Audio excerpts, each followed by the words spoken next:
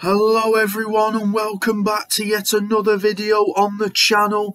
This video is going to be my review to the Premier League season. We will have a look at where each team finished, if I think they overachieved or underachieved, and where I think they need to improve on their squad in the summer. And we will also go through who won what award for the season, who won the Golden Boot, Player of the Season, Young Player of the Season, and my ones to watch for next season as well. So let's get straight into it. The Premier League champions were Manchester City. They played 38 games, won 29 of them, drawn 6 and lost 3 of them. They finished on 93 points, scoring 99 goals, conceding 26 goals, and having a goal difference of 73. What a season Man City had. I'm probably sure their goal at the start of the season was to retain the Premier League and also win the Champions League, but they've obviously done the first goal. They won the Champions League, they won the Premier League, sorry. But wow, they got pushed by Liverpool. Man City, in their last 4 results in the Premier League on the 8th of May, they beat Newcastle 5-0 at home. They then beat Wolves 5-1 away a few days later. They then drew 2-2 at West Ham, which kept the title race alive in this game. A double from Jarrod Bowen for West Ham, and goals from Jack Grealish and a Kufal own goal from West Ham, which kept the title race alive for Liverpool. But then on the final day, they came from 2-0 down against Aston Villa, had another Aguero moment, and won by 3-2. It's a cracking season for Man City. They've retained the league. That's what now? 6 league titles in 10 years. For City, it's relentless, isn't it? They've got a good manager in Pep Guardiola who demands the best and highest standards possible from his team. So well done to Man City. Second place, Liverpool played 38 games, won 28 of them, drawn 8 of them, lost 2 of them, with 92 points, scoring 94 goals and conceding 26 as well as Man City. So they conceded the same amount of goals, having a goal difference of 68. So Liverpool have had a fantastic season as well. Domestically, they've won the Carabao Cup, the FA Cup. They were 1 point off the league title, losing less games than City as well. Let's remember that.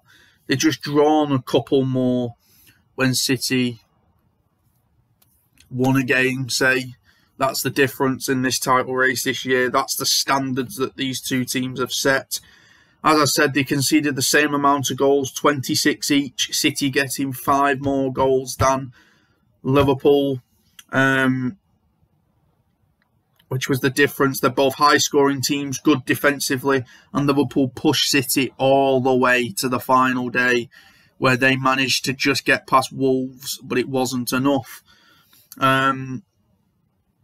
Liverpool, as I said, they've won the Carabao Cup, the FA Cup. They're in the Champions League final.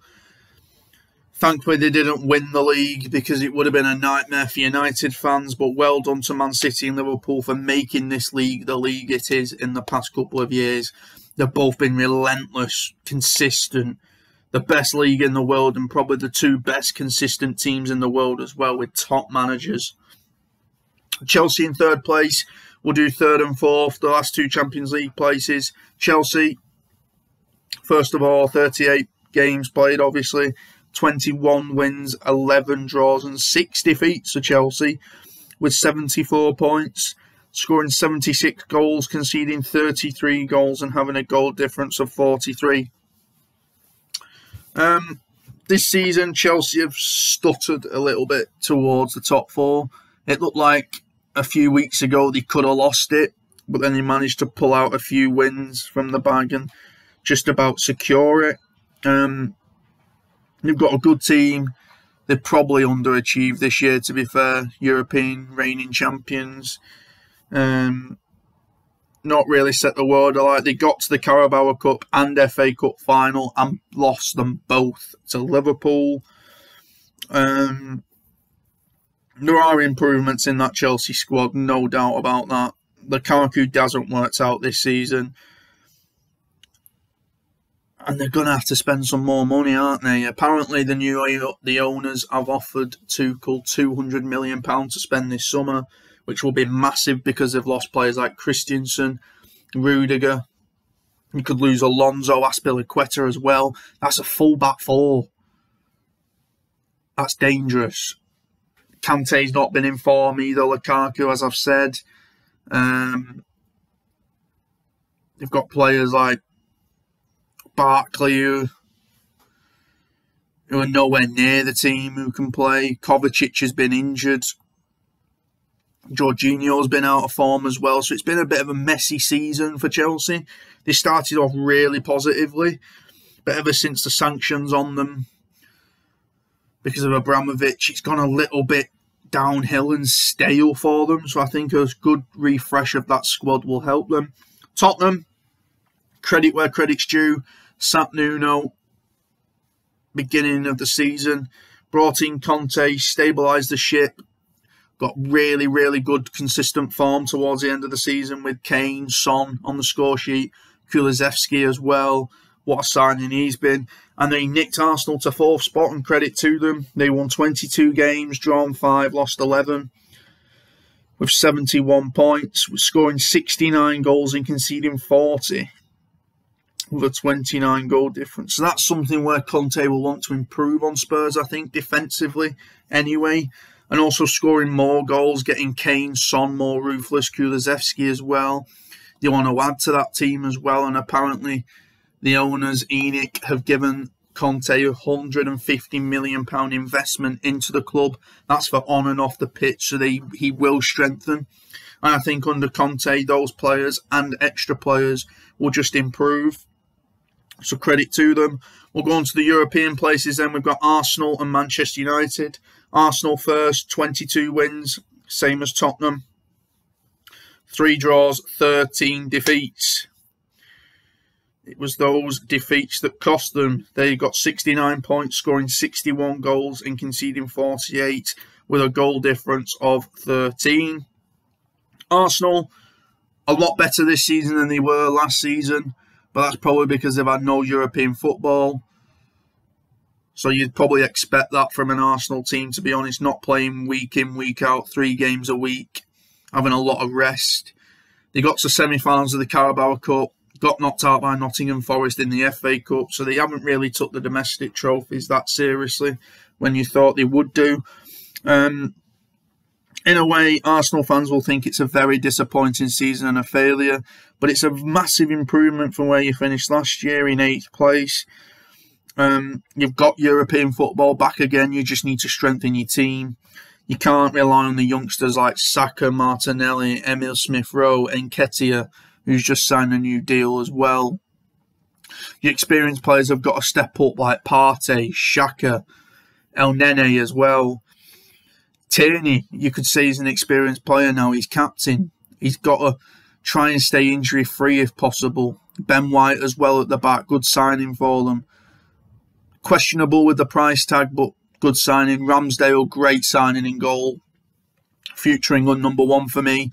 Tomiyasu as well. Bit of an unknown signing at the start of the season, but he's done pretty well when he's played. But pretty injury-prone towards the end as well. But Arsenal, I'd say you can take that as a positive season. You've got European football back. You were in a top 4 race till pretty much the final day. Just those inconsistent defeats again, isn't it? Losing 3 on the road to Palace, Newcastle and Southampton, which has cost you top 4 football. But credit to you, you had a really good season, a lot better than last season. So I'll take the positives out of it. Man United, 6th place. Don't really want to touch on this much because I've been over it before, but they got 16 victories, 10 draws, 12 defeats, 58 points, scoring 57 goals, conceding 57, a goal difference of 0. As I said, I've been over United numerous times. I've had a rant about them. Very, very, very bad season. Our worst ever Premier League points tally. Our worst ever Premier League squad, I'd say. Because the squad is responsible for the results on the pitch. Yes, you could put some blame towards the manager, but I'm putting no blame whatsoever onto Rangnick. Because Rangnick has been the most honest and open-hearted manager we've had in ages. And he's expose these players for who they actually are. And I will do another video on United and what Rangnick came out and said, and Ten Hag, etc. But United need to improve. They managed to get away with getting top 6 thanks to Brighton beating West Ham. Sorry about that. United need to improve massively next season. We've got Ten Hag in now. Revamp that team completely, bring in some of these players that he wants that can play his style, sell some players. But I will do another video on that another time. But United, 6th place, got away with it, but got Europa League. West Ham in 7th, got the Conference League place, played 38, won 16, drawn 8, lost 14, got 56 points, scored 60 goals and conceded 51. With a goal difference of +9. West Ham, you could say they've had a really good season, actually. They got to the semi-finals of the Europa League. They didn't really invest in the squad, which is probably why they haven't really pushed on as much as you thought they would. But having that Europa League run has hindered them a little bit in the league, but they've still got a European spot. They've finished in the top 7 for the 2nd season running with that team. It's a good team, but they haven't strengthened, whereas the teams above them and around them have. So you've got to give credit to David Moyes and the team there. Jared Bowen, what a season he's had. Antonio as well. Injuries here and there, but he's managed to keep himself fit enough this season. Midfielding, Declan Rice and Souček again performing. The back line, they brought in Zuma, obviously, good centre-back. Dawson as well did his part.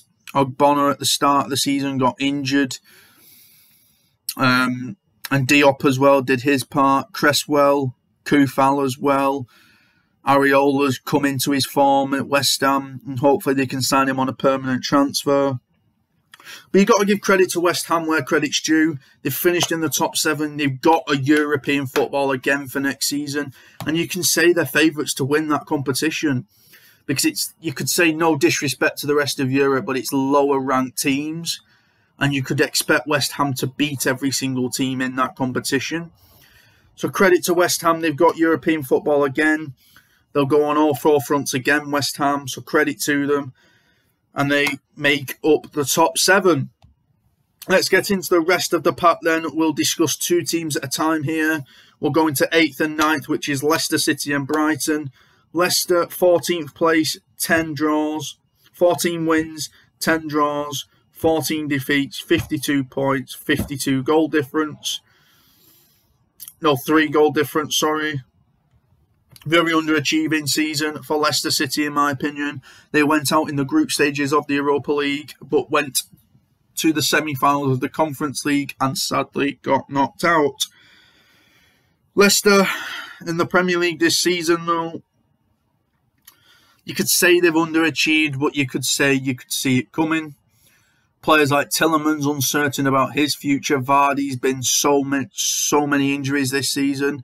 Daka as well coming in, settling. Iheanacho, Barnes, Maddison.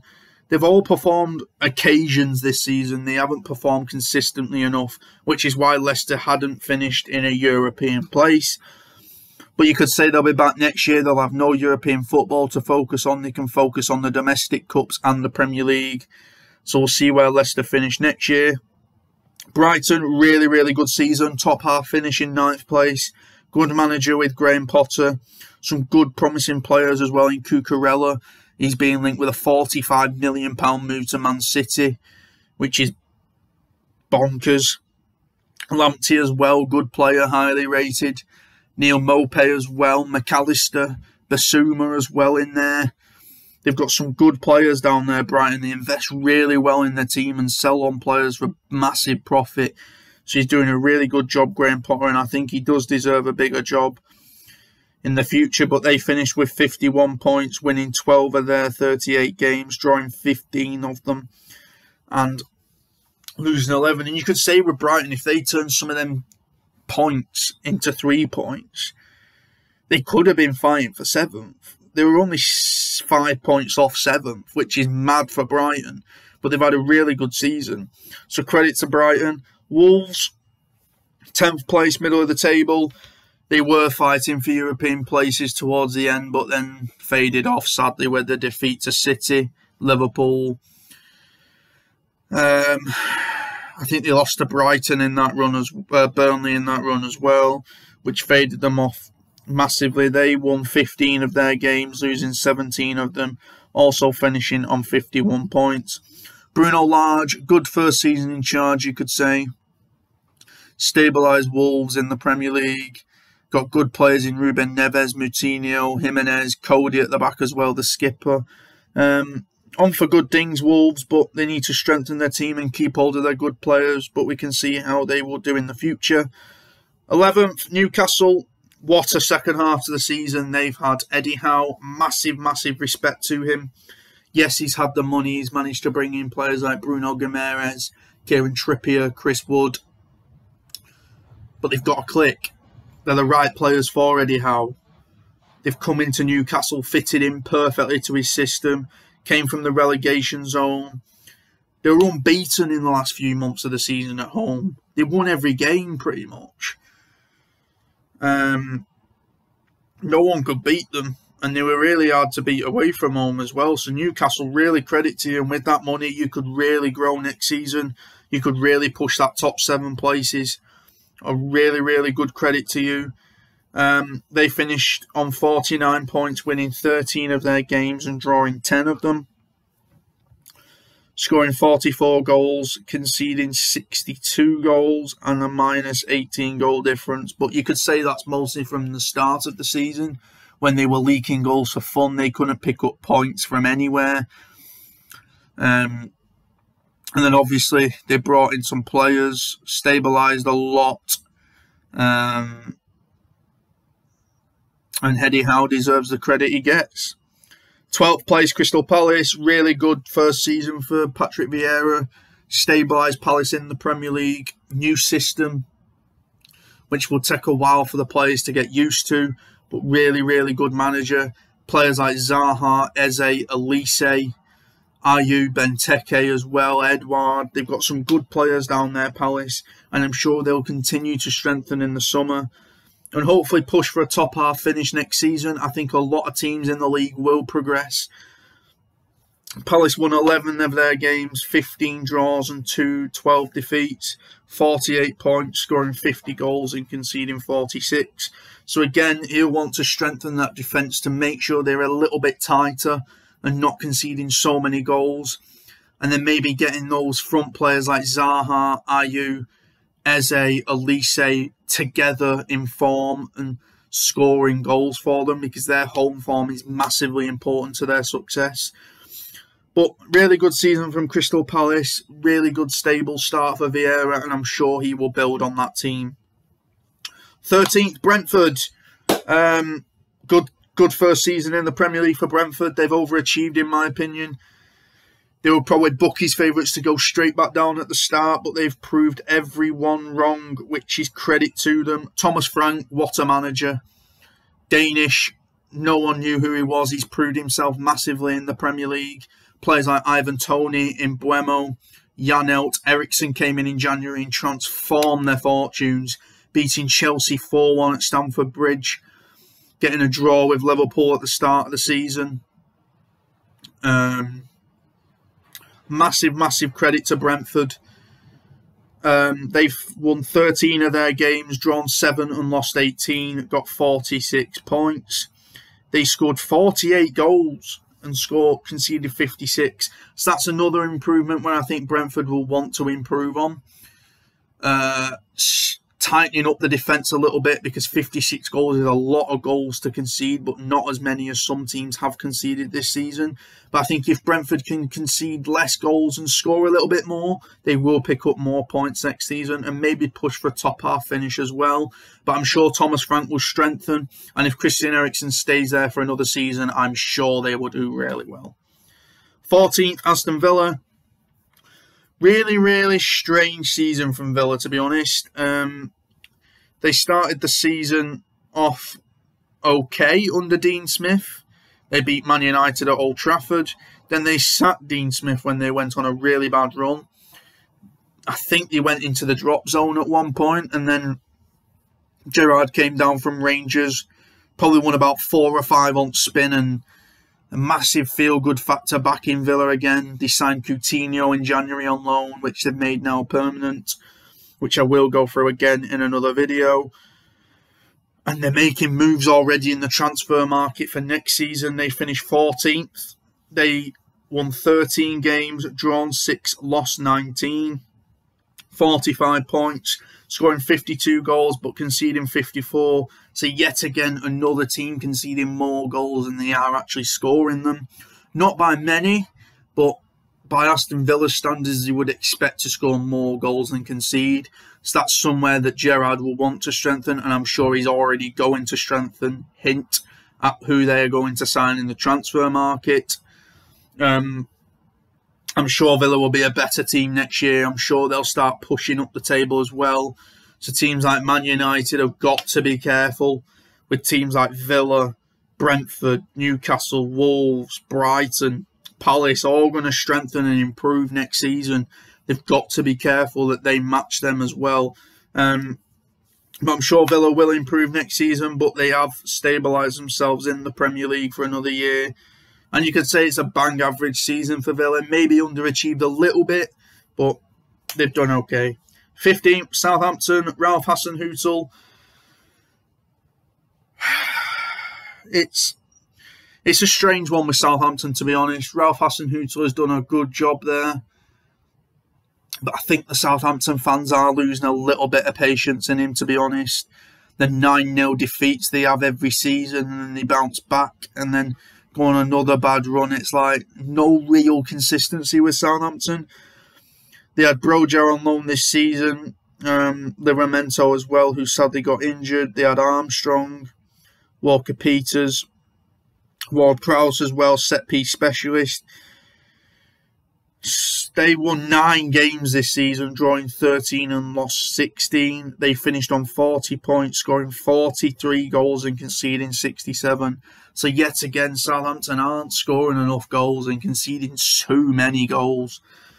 If it weren't for the teams below them, they probably would have been pushed into the relegation battle. But because they managed to pick up enough points earlier on in the season, they managed to save themselves towards the end from that little bit of a panic of looking over their shoulder.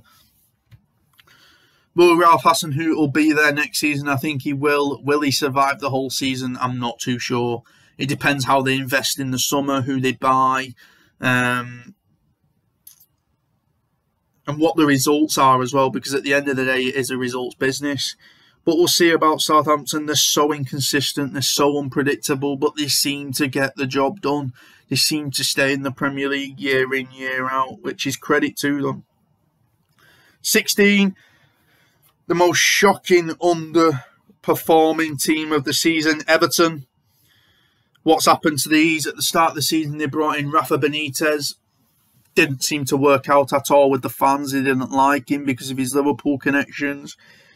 He got off to a really good start, though. He won 4 of his first 4 matches. They were top at league. And it just seemed to go downhill.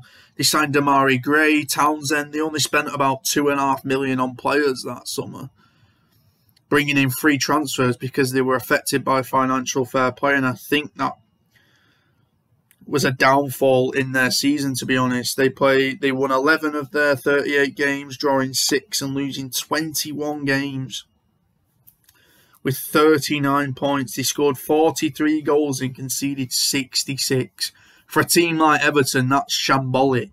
They shouldn't be conceding 66 goals in a season, Everton. With the players they've got like Richarlison, Yes, he's been in and out of injury all season. Calvert-Lewin as well has been injured. But the players like Seamus Coleman, Iwobi, Townsend, Gray as well, who's been out of injury, should be stepping up to the plate. They can't be relying on Anthony Gordon year in, year out. Everton's got away with it this year. They really have. Picked up some results towards the end of the season, beating Crystal Palace, beating Chelsea as well.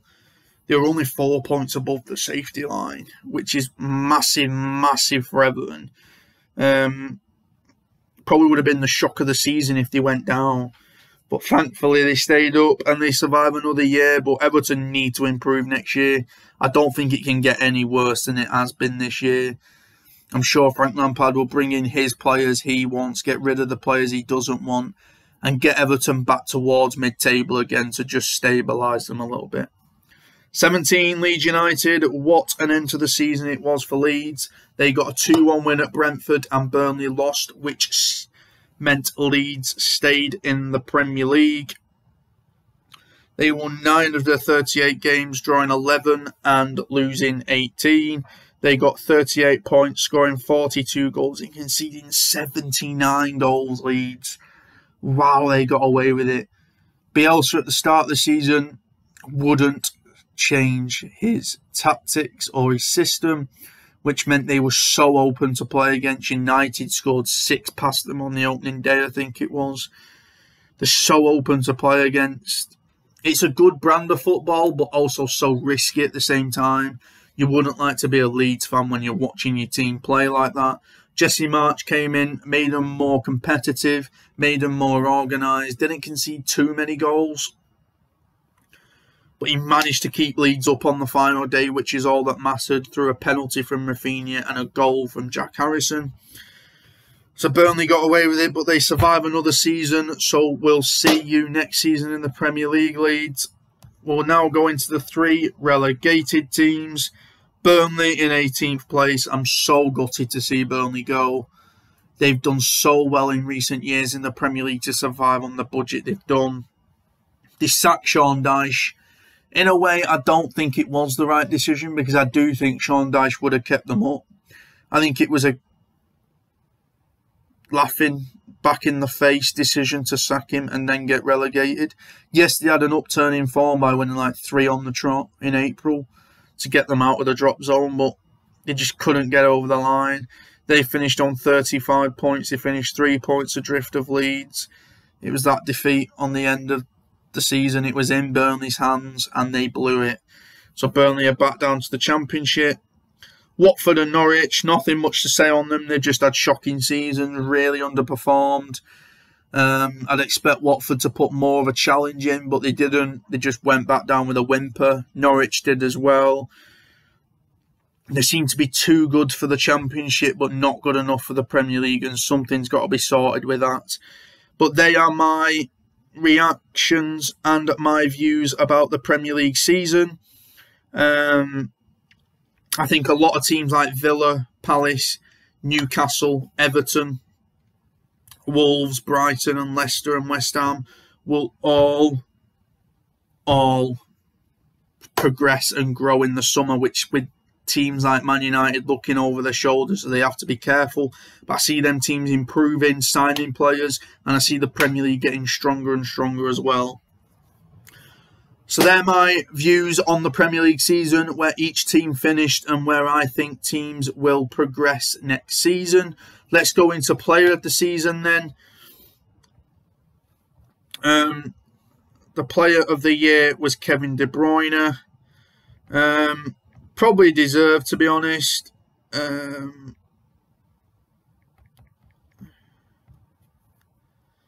me just get it up.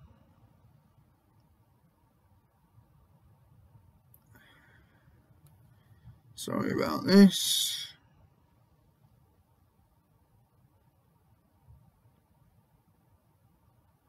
Yeah, Kevin De Bruyne won player of the season.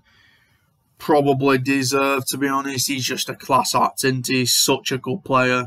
Some of the goals, the passes, the assists he makes. He's a game changer for City. And without him, City haven't got the creativity than they do with him. So probably deserve player of the month, player of the season. Klopp. This has caused a lot of controversy. Of player of the year, Klopp. He didn't win the Premier League, but I think they based it off his overall season, winning the Carabao Cup, FA Cup, and being in the Champions League final. And fair enough. But Pep did win the Premier League. I do agree with it being Klopp, though, because I think he's had a better overall season than Pep Guardiola. Overall. And he has lost less games than Guardiola as well. So you've got to give credit to where Klopp does have it, but I can see the controversy coming from City fans and other fans as well. But I do think Klopp just does deserve it.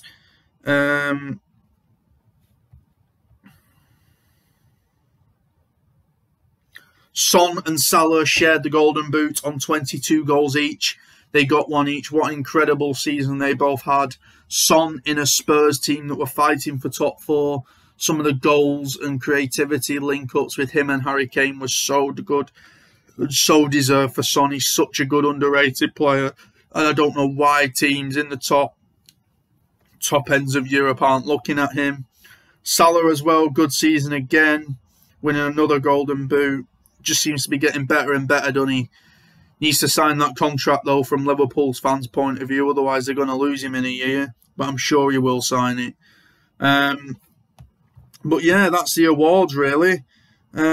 I really hope you enjoyed this video. A lot of work has gone into planning this video. So please support it by giving it a like. And please subscribe to the channel as well. Click on that bell notification, because there's a lot of cracking content coming this year. A lot of different content as well, so you don't want to miss it. And please help me grow this channel. A lot of work and time does go into this. So a good subscribe. So please subscribe and like. It really does help the channel a lot. And please share the videos as well. But until next time, thanks very much for watching. And I will catch you next time. And let's hope the Champions League final is an advert for European football as well. But thanks for watching. See you next time.